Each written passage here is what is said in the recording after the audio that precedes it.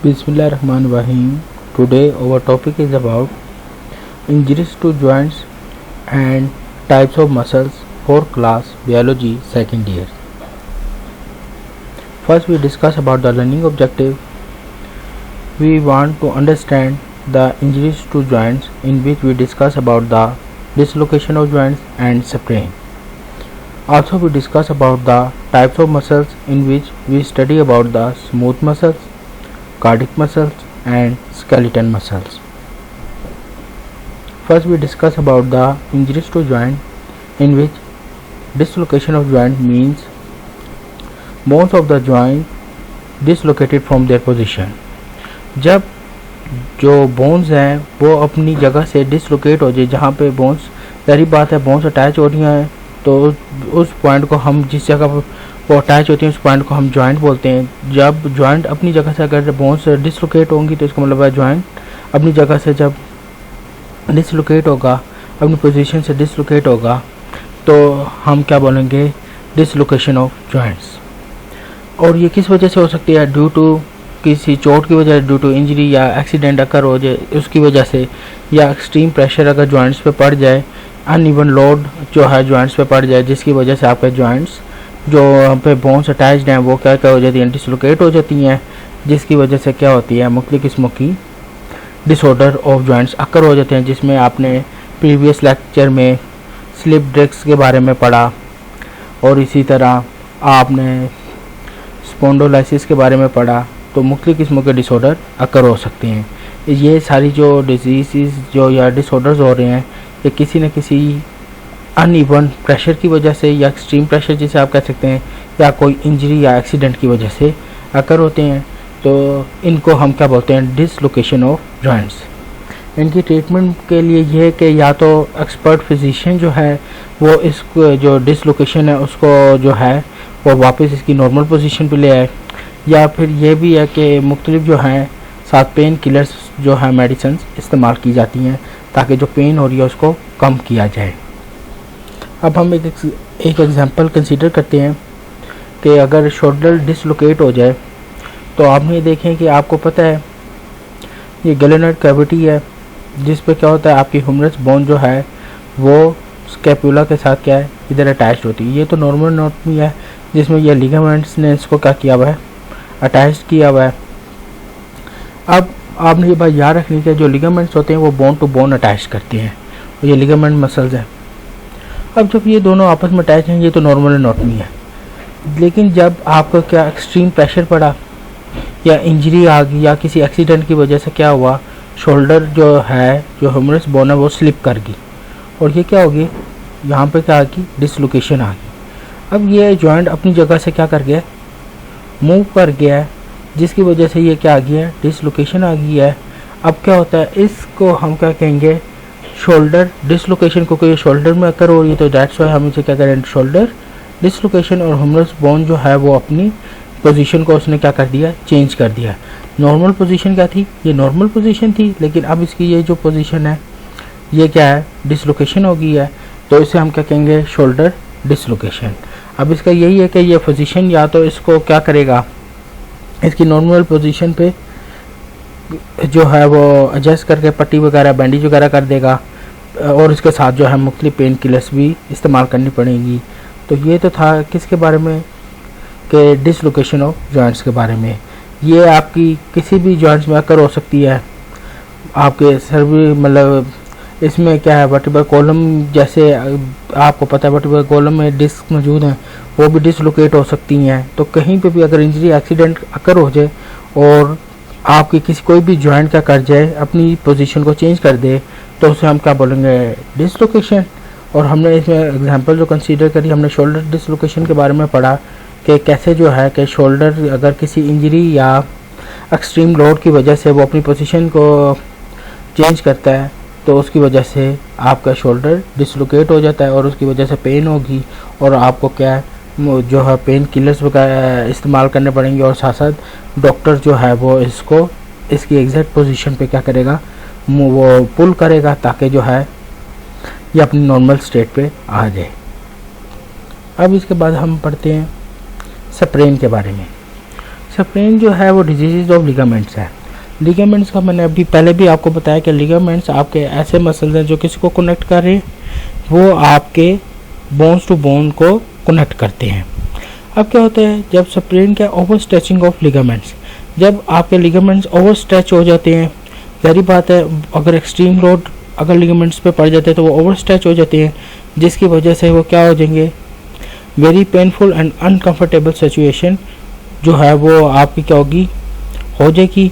जारी बात है जब वो ओवर स्ट्रेच हो जाएंगे तो लिगामेंट्स जो हैं वो ब्रेक डाउन हो जाएंगे, जिसकी वजह से जो है वो वेरी अनकंफर्टेबल जो है सिचुएशन होगी और जो पर्सन है, जो भी विक्टिम है, वो उसे बहुत पेन महसूस होगी और इसको रिकवर होने के लिए महीना भी लग सकता है, इवन ईयर्स भी जो है इसकी रिकवरी में टाइम लग सकता है।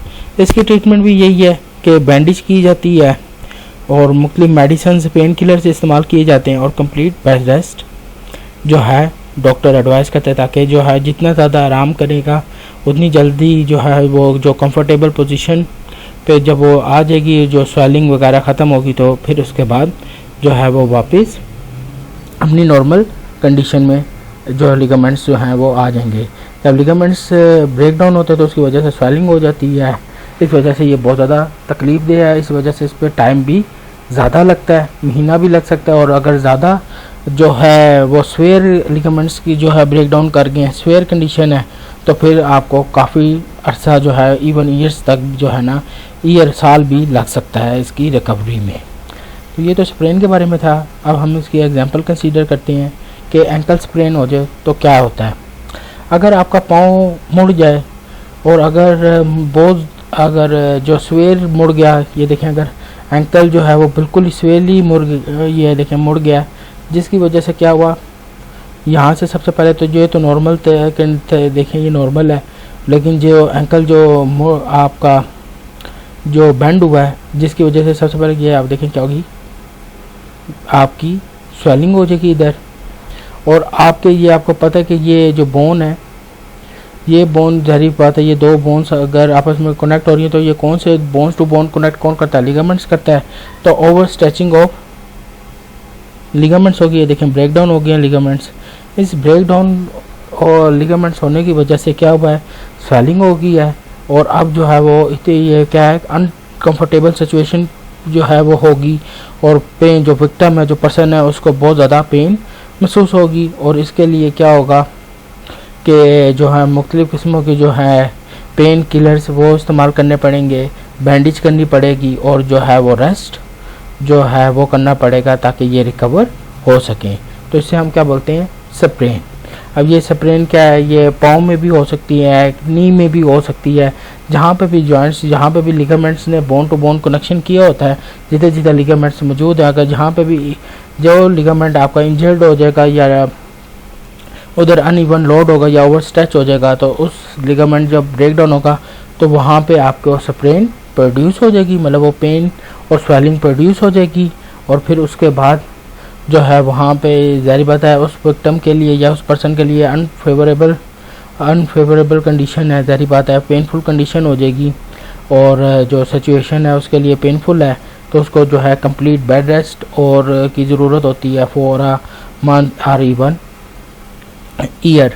अब ये कंडीशन पे डिपेंड करता है कि वो कितना सवेयर उसका जो है जो लिगामेंट है वो ब्रेक डाउन हुआ है या डैमेज हुआ है। तो इसमें हमने एंकल स्प्रेन को कंसीडर किया एज एग्जांपल। अब हम आगे मसल्स की बात करते हैं कि मसल्स क्या है। मसल्स बेसिकली क्या होते हैं, they are the fibrous elastic connective tissues which provide movement to the body parts and whole body.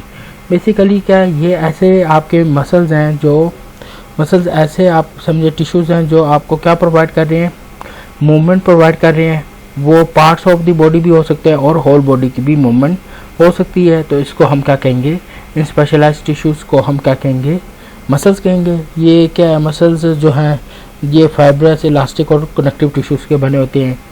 और जो हम स्टडी करते हैं मसल्स के बारे में, इसे मायोलॉजी बोलेंगे। तो ये तो था मसल्स के बारे में कि मसल्स की क्या डेफिनेशन है। इसके बाद हम इसमें जो हमने डिस्कस करना है वो इसकी आज टाइप्स को डिस्कस करना है। तो हमारे पास 3 टाइप्स ऑफ मसल्स प्रेजेंट है, smooth muscles, skeleton muscles and cardiac muscles. अब हम वन बाय वन सबको डिस्कस करते हैं। सबसे पहले आपके पास जो स्मूथ मसल है, ये बात याद रखिएगा, ये जो स्मूथ मसल्स है, ये जो आपको शेप नज़र आ रही है, ये क्या है, स्पिंडल इन शेप होते हैं। किस शेप के होते हैं? स्पिंडल इन शेप होते हैं। फिर आपने ये बात याद रखनी है, इनमें किसी किस्म की स्टेरेशन का मतलब होता है डिवीजन। ये देख रहे हैं आपने, लाइनें मौजूद हैं, इनमें किसी किस्म की भी ये स्टेरेशन मौजूद नहीं होती, तो ये नॉन स्टीरेटेड होते हैं। पहली बात क्या होगी, स्पिंडल इन शेप होते हैं, स्पिंडल इन शेप है, नॉन स्टेरेटेड है। नॉन स्टेरेटेड का क्या मतलब हुआ, किसी किस्म की ये स्टेरेशन मौजूद इनमें नहीं है, इनमें किसी किस्म की भी स्टेरेशन मौजूद नहीं है, इसलिए ये क्या होते हैं, नॉन स्टीरेटेड होते हैं। इसके साथ साथ ये आपके पास अनब्रांच्ड होते हैं, इनमें किसी किस्म की ब्रांच मौजूद नहीं होती, ये क्या होते हैं, अनब्रांच्ड होते हैं। तो ये किसके बारे में था, स्मूथ मसल के बारे में। और ये जो स्मूथ मसल्स होते हैं, ये इन्वॉल्व होते हैं आपके इंटरनल ऑर्गन बनाने में। फॉर एग्जांपल लीवर, किडनी हो गई, ये आप जो ऑर्गन्स हैं, ये किसके बने होते हैं, स्मूथ मसल्स के बने होते हैं। और ये हमारे कंट्रोल में नहीं होते, ये मसल्स हमारे कंट्रोल में नहीं होते, इसलिए ये इनवॉलंटरी मसल्स होते हैं। और आपने देखा ये जो स्पिंडल शेप मसल है, ये जो स्पिंडल शेप टिश्यू आपको नज़र आ रहा है, ये जो स्पिंडल शेप्ड है, इसके अंदर एक ये जो ब्लू कलर का आपको नज़र आ रहा है, ये न्यूक्लियस है। तो ये क्या होता है, इनमें एक न्यूक्लियस जो है एक टिश्यू में मौजूद होता है। तो इसका मतलब है पर सेल की अगर बात की जाए, ये एक सेल है, ये पूरा टिश्यू जो ग्रुप ऑफ सेल्स मौजूद हैं, इस एक सेल के अंदर एक न्यूक्लियस मौजूद होता है। तो ये बात याद रखनी है कि they are spindle in shape, involuntary होते हैं, नॉन स्टीरेटेड होते हैं, साथ साथ अनब्रांच्ड होंगे और वन न्यूक्लियस पर सेल मौजूद होगा। और इसमें ये बात याद रखनी है, they make their internal organ से क्या मुराद है, लीवर और किडनी वगैरह जो है वो स्मूथ मसल्स के बने होते हैं। इसके बाद आपके पास जो दूसरी टाइप है वो कौन सी है, स्केलेटन मसल। स्केलेटन मसल्स जो होते हैं वो याद रखें कि ये स्टेरेशन मौजूद है, तो ये स्टेरेटेड होते हैं। ये हमारे अपने, अब आपने ये बात याद रखनी है, ये हमारे अपने कंट्रोल में होते हैं, तो इस वजह से क्या है, ये वॉलंटरी मसल्स हैं। और इसमें क्या है कि न्यूक्लियस जो है वो हर मैनी न्यूक्लियाई पर सेल होता है। तो इसमें इसे में क्या है कि जो न्यूक्लियस है वो एक सेल में एक न्यूक्लियस मौजूद नहीं होता, बल्कि हर सेल में कई न्यूक्लियस, ज़्यादा मैनी न्यूक्लियस हो सकते हैं। तो हम इसे कहेंगे मैनी न्यूक्लियस पर सेल है, इसमें मैनी न्यूक्लियस पर सेल हैं। और ये बात याद रखनी है कि ये हेल्प करते हैं अटैच टू द बोन। इसका फंक्शन क्या है कि ये बोन्स को अटैच करती हैं। तो ये तो किसके बारे में था, स्केलेटन मसल के, और ये हमारे अंडर कंट्रोल होते हैं, दैट्स वाई ये क्या है, वॉलंटरी मसल्स कहलाएंगे। ये भी कौन से है, ये आपके पास भी ये देखें लाइनें आपके पास मौजूद है, इसका मतलब ये स्टेरेशन नज़र आ रही हैं। तो ये स्टेरेटेड मसल्स हैं, इनमें भी क्या है, ये याद रखनी है कि वन न्यूक्लियस पर सेल है, स्टेरेशन है, और क्या है कि हर सेल के पास एक न्यूक्लियस क्या मौजूद है। और ये आपके पास सिर्फ किधर प्रेजेंट होते हैं, हार्ट में प्रेजेंट होते हैं, that's why they are called as cardiac muscle. ये सिर्फ हार्ट में प्रेजेंट है, इस वजह से इसे हम कार्डिक मसल कहेंगे। और इसमें आपको स्टेरेशन नज़र आ रही है कि इसमें क्या डिवीजन हुई भी है, दैट्स वाई ये देखें डिवाइड हुए में ये स्टेरेशन जिसे हम कहते हैं, तो that's why they are called as striated muscles. अब सारी बात है, इसमें स्टेरेशन हुई भी है, जिनमें स्टेरेशन हुई होती है वो क्या होंगे, ब्रांच्ड होंगे। और जो ये भी ब्रांच्ड है, जिसमें स्टेरेशन मौजूद नहीं है, वो क्या होंगे, आपके पास अनब्रांच्ड होंगे।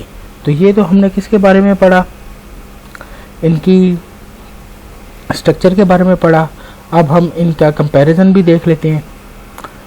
ये आपके पास अगर मसल अपीयरेंस की बात की जाए, अनस्ट्रिप्ड, इरेगुलर स्ट्रिप्ड और रेगुलर स्ट्रिप्ड। इसका मतलब ये है, मसल अपीयरेंस का मतलब ये स्मूथ मसल आप पढ़ चुके हैं, इसमें स्टेरेशन मौजूद नहीं है, इसलिए ये क्या है, अनस्ट्रिप्ड है।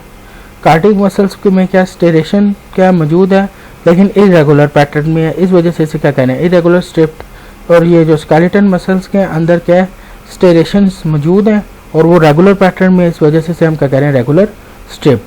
सेल शेप देखी जाए, स्मूथ मसल का स्पिंडल, ये कौन से कार्डिक मसल आपके ब्रांच शेप के हैं और ये स्पिंडल या सिलेंड्रिकल शेप के होते हैं। न्यूक्लियस की बात की जाए तो हमने पहली बात की थी स्मूथ मसल में 1 न्यूक्लियस पर सेल, इधर कार्डिक मसल में भी 1 न्यूक्लियस पर सेल है, लेकिन स्केलेटल मसल में मैनी न्यूक्लियाई पर सेल होंगे। स्पीड ऑफ कॉन्ट्रैक्शन की बात की जाए तो इनकी जो मसल कॉन्ट्रैक्शन है वो स्लो होगी, इनकी जो है वो इंटरमीडिएट होगी, और ये आपके अपने अंडर कंट्रोल होते हैं। तो कुछ जो है ये जारी बात अंडर कंट्रोल है तो स्लो टू रैपिड होगी। मतलब आप जैसे आप रनिंग कर रहे हैं तो जारी बात आपके मसल्स क्या हैं, फास्ट मूव कर रहे होंगे, आपके अंडर कंट्रोल है ना, तो आप उनकी स्लो मूवमेंट भी हो सकती है और टुवर्ड्स द रैपिड मूवमेंट भी हो सकती है। कॉन्ट्रैक्शन काज बाय, जारी बात है स्मूथ मसल्स की जो कॉन्ट्रैक्शन हो रही है वो नर्वस सिस्टम की वजह से हो रही है, और कार्डिक मसल जो स्पॉन्टेनियसली है ये हर वक्त क्या करता रहता है, ये कॉन्ट्रैक्ट करता रहेगा। और ये भी जो है स्केलेटन मसल भी किसके कंट्रोल में, नर्वस सिस्टम के कंट्रोल में है। फिर इसी तरह अगर इनका फंक्शन देखें इंटरनल ऑर्गन बना रहे हैं, किडनी लीवर वगैरह बना रहे हैं, तो ये भी क्या करेंगे, मुख्तलिफ मूवमेंट ऑफ सब्सटेंसेस को कंट्रोल करेंगे। इसी तरह ये कार्डिक मसल है जो हार्ट में प्रेजेंट होते हैं, तो इसका फंक्शन क्या होता है, ये हर वक्त कॉन्ट्रैक्ट कर रहे होते हैं, तो ये ब्लड को क्या करते हैं, हमारी बॉडी में सर्कुलेट करने में हेल्प करते हैं, ये पंप करते हैं ब्लड को थ्रू आउट द बॉडी। और आपको पता है कि स्केलेटन मसल जो है जो, और ये क्या है, ये जारी बात है स्केलेटन के साथ अटैच हैं, अटैच टू द बोन्स हैं, तो जारी बात है ये क्या करेंगे, ये हेल्प करेंगे मूवमेंट में। ये स्केलेटन जो आपका मूवमेंट हो रही है, हमारी जो मूवमेंट हो रही है वो ड्यू टू स्केलेटन मसल्स की वजह से हो रही है। अगर देखा जाए कंट्रोल में तो ये जो है ये वॉलंटरी, अब देखते हैं वॉलंटरी कंट्रोल कौन से और कौन से नहीं है। कंट्रोल की बात की जाए तो वॉलंटरी कंट्रोल से मुराद क्या है, कौन सा हमारे अंडर कंट्रोल है जिसको आप कंट्रोल कर सकते हैं। स्मूथ मसल ये हमारे अंडर कंट्रोल नहीं है, इसी तरह कार्डिक मसल ये भी हमारे अंडर कंट्रोल नहीं है, सिर्फ स्केलेटल मसल ऐसे हैं जो हमारे अंडर कंट्रोल है, तो जिसको हम कंट्रोल कर सकते हैं। मिसाल के तौर पर अगर आपने मूव करना है टुवर्ड्स स्टिमुलस, अगर आपने किसी की तरफ भी अगर मूव करना है तो क्या आप अपनी जो है स्केलेटन मसल्स की हेल्प से क्या उस साइड मूव कर सकते हैं। इसी तरह आपने कोई बॉडी पार्ट को मूव करना है, वो भी क्या होगा, आपके अंडर कंट्रोल है कि आप जो है अपने स्केलेटन मसल्स की मदद से कहीं भी मूव कर सकते हैं, और जो है जिसकी वजह से आपकी बॉडी के अंदर मूवमेंट हो रही है। तो ये तो था comparison between smooth muscle, cardiac muscle and skeleton muscles के बारे में। तो इस तरह हमने आज जो है वो इंजरीज टू जॉइंट पढ़ा, साथ साथ हमने स्ट्रक्चर ऑफ स्केलेटन, ये स्ट्रक्चर ऑफ मसल्स के अंदर हमने स्मूथ मसल, कार्डिक मसल और स्केलेटन मसल पढ़ा, साथ साथ उनका कंपैरिजन भी हमने डिस्कस किया है। तो नेक्स्ट टाइम जो है हम मसल्स के स्ट्रक्चर के बारे में पढ़ेंगे। Thank you.